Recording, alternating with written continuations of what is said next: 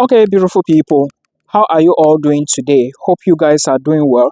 So, some people were asking me about scholarships that are still available in Europe, and I thought it wise to actually, I'm filming this video beside the canal, you see. So, I decided to make this video again so that those who never watched the video should actually uh, understand what is going on. Well, in case you didn't see the video I did, the video is already on the channel. I did a video about some few scholarships that are found in Europe. For example, the first one I did was about Erasmus Mundus. Now, what did I say about this particular scholarship? Erasmus is a joint scholarship that is sponsored by the European Commission or European Union. And with Erasmus, you can study in three or four different countries. And at the end of the day, the degree you are going to get is a joint degree. I actually did this video, I think, about a month ago, but some people didn't actually even see it. Well, I'm going to explain again. Some programs for Erasmus, or if you check the catalog, I'm going to link it below, but please make sure you listen to me very well so you actually understand what is going on. If you check the catalog I'm going to put below, you will notice that there are so many programs offered in Europe, and all you need to do is to click the link, then check a program that is related to what you studied. Now, I would like to make this very clear that if you are going to be applying for any scholarship, either Erasmus or whichsoever scholarship, please, I'm going to talk about three, but for now, let's talk about Erasmus. You need to first of all check the requirements to be sure that the requirements they are asking you to supply or submit for the application, you actually have them. Do not start an application that you do not have the requirements. This is advice number one.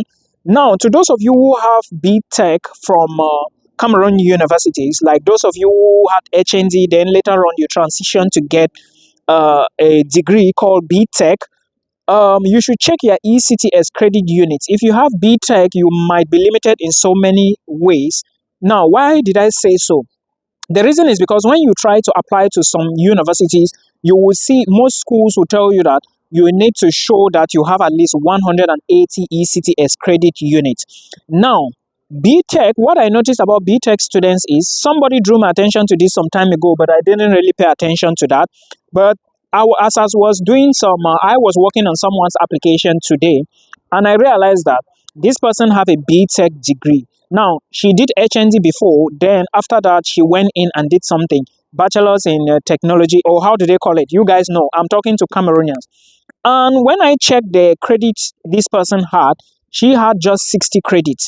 Now, for you to qualify with a bachelor's degree, if you really want to apply for a master's abroad, you need to have at least, is the mic connected? Yes, it's connected. You need to have at least 180 ECTS credit units. So check your transcripts. So therefore, those of you who are applying for schools abroad, if you have BTech, you should check your transcript to see if it's actually 180 credits. If it's not 180, you might be limited. So many schools abroad, at least 75% of schools abroad won't accept you. I'm talking now to those of you who want to apply for Erasmus scholarship. Now, when you get to the catalog, remember you are not going to find things on the catalog like physics, English, maths, economics. No, you may find something like computational economics. I don't know if it exists. You may find something like maybe mathematical further something. You understand? Then for those who are into physics, you might find something like relationship between geochemical. That's a program, right? Now, look at the requirements because they will always specify that someone who did a bachelor's in geology can apply for this. Someone who did a bachelor's in economics can apply for this. And if you have something like a first class, a second class upper, or even a second class lower, you are still within the range. But remember, you do not have all the rights to win a scholarship. You would only apply, and the scholarship board would decide if they are giving you the scholarship. This is something you should put into consideration. Don't go and say, oh, Milton, I have a first class and I know I'm going to win a scholarship. No, it doesn't work like that. This is the Netherlands, guys. So you see how the country is. So please put all of this into consideration. Most programs for Erasmus are going to be closing, like closing date is going to be January 15, January 30th. Again, emphasis on recommenders. If you have someone who can write recommendation letters on your behalf, please do not hesitate to contact the person so they can supply recommendation letters for you to submit for your application. Before you apply, make sure you check requirements very well.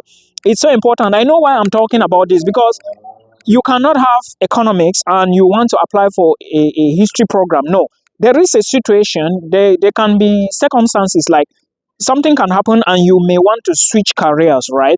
Like what I did for bachelor's and master's is currently not what I'm doing at the moment. But again, not all schools offer such opportunities. So you need to be tactical, you need to check very well and be smart enough and do a lot of research. So Erasmus is still open to those of you who have been asking for the scholarship. Point number one. Now let's go to the other scholarship. Remember, before we go to this other scholarship, I want to let you know that Erasmus is also a scholarship that is joined. Like I told you, you are going to study in so many universities around Europe. You might study in 1, 2, 3, or 4 different universities, and at the end of the day, your degree is going to be a joint degree. So put this into consideration. Now, something again you need to know is that this is a fully funded opportunity and you are going to be given money for everything you are going to do, right? Money will be provided, so you shouldn't worry. Money will be given to you to sort out your bills, everything from your home country till you reach Europe, and partner universities, because every semester you are going to move from one country to the next in order to study, right? Check all those details. The link will be down there. Now, let's go to scholarship number 2. Scholarship number 2, this scholarship, I'm actually working with 2 students. I did already with one person. I'm actually working with 2 students who came to me. We talked about everything. I'm not going to say those things here. Now, this scholarship is found at the University of Twente in the Netherlands. Remember, the University of Twente is a top institution in this country, and they spend a lot of money. At least in a year, they spend over $60,000 for research. Now, if you check the University of Twente, you will notice that they have a scholarship. I'm not talking about departmental scholarships here. I'm talking about the University of Twente scholarship, which is a fully funded scholarship, and it is worth 22,000 euros. Now, what happens is when you win this scholarship, there is a possibility for you to also get another scholarship, which is equivalent to 12,000. I think that one should be close to 12,000 euros. And it is called a Kipaji scholarship. This is a group of alumni who came together to put money or something like that, then form that scholarship called Kipaji.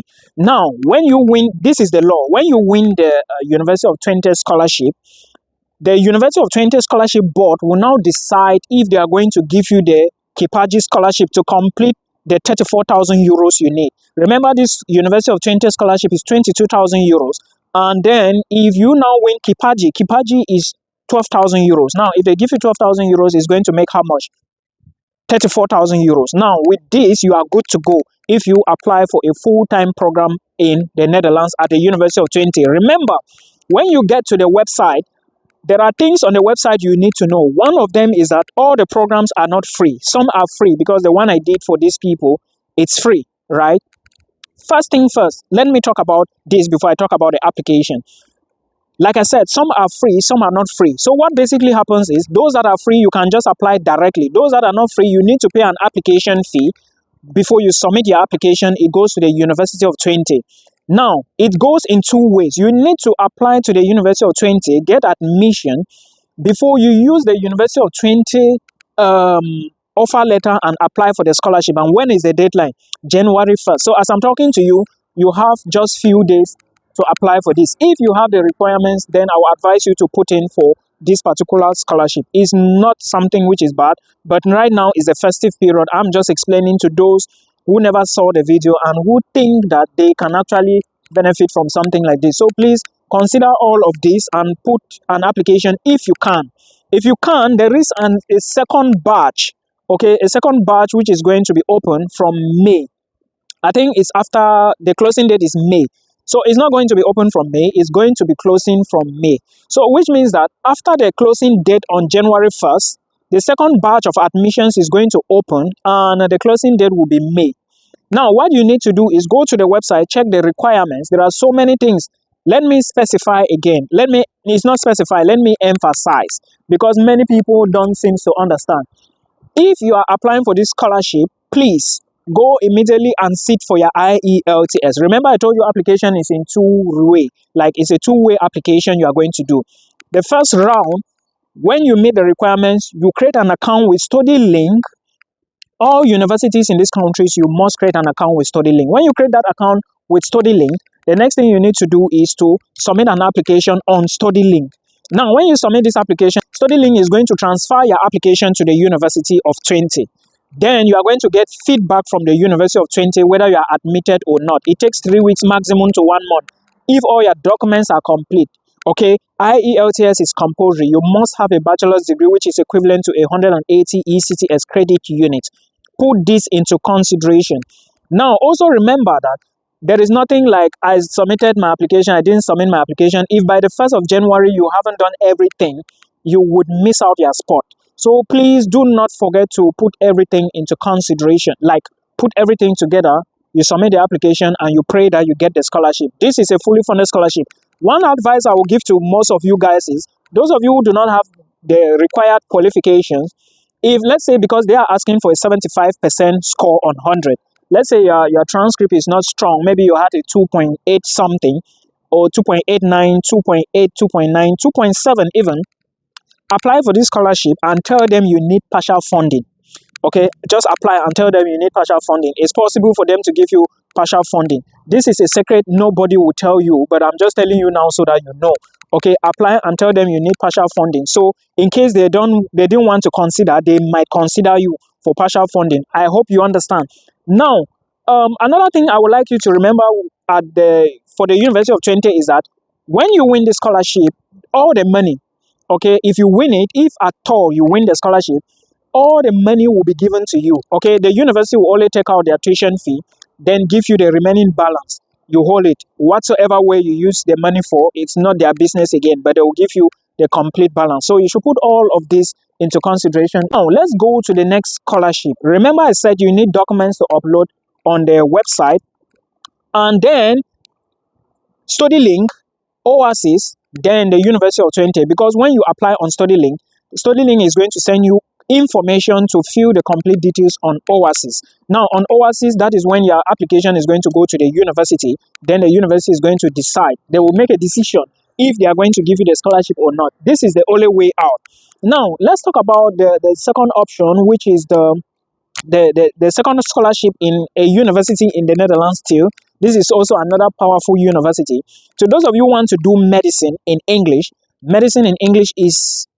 this is the only university, by the way, that offers medicine in English. So if you want to do medicine in English, check University of Maastricht. Let me inform you first that it is not going to be cheap. There is nothing here like cheap school. Please, I would like to say this again. There is nothing in the Netherlands like cheap school. The cheapest program you can find here for masters should cost you at least 8,500 euros per year. For other details, you already know, I've explained this multiple times on my channel. So please verify all those details. Then, if you want to apply for this particular scholarship, you should be looking at the University of Maastricht. Now, this school, I forgot to explain to you guys that for the University of Twente, you are going to be competing with 51 students. Yeah, there are 50 places, but I think there is a vacant place they mentioned somewhere. I don't remember. So as you are submitting your application, note that for all the departments you are going to see, they need 50 students plus one somewhere hiding. I don't remember which one. So you are competing with 49 people. Yourself, you are competing with 49 people all over the world. Put this into consideration. Now, the other scholarship I want to talk about is the Maastricht, University of Maastricht scholarship. It's almost the same procedure. Some programs have application fee that you have to pay. Some don't have it. And then remember that you are competing with 20 or 21 people. Okay, so the University of Maastricht is more powerful, and they almost have, I think they have the same amount, the same stipend. After you win the scholarship, they will take their tuition, then give you back the balance. This is how it works here. So put all of this into consideration, and we hope that something comes out good from there. I hope this helps you. We are going to meet again. 3 scholarships I mentioned: Erasmus Mundus, University of Twente scholarship, University of Maastricht scholarship. This is fully funded for all of them. Then, if you want to check if you are applying for self-funding opportunities, also check these universities I mentioned. Then when you find programs you are interested in, apply. Then also check departments, because I have a friend who is studying in the University of Twente. She's on departmental scholarship, 75%. She's just paying 25%, right? Imagine your school fees is 20,000 euros. and maybe they are paying like 15 or 16,000, it means you are just going to pay 4,000 euros, right? So this is something you should know. I believe this is going to help you if you can apply now, because deadline is a few days, right? But it's possible. Even the people I told you that they are writing the IELTS exam, they are taking the IELTS exam, they are still to take the IELTS exam. But the good thing is their application is already there in the system. So submit your own application and pray that you make it. We meet again in another one.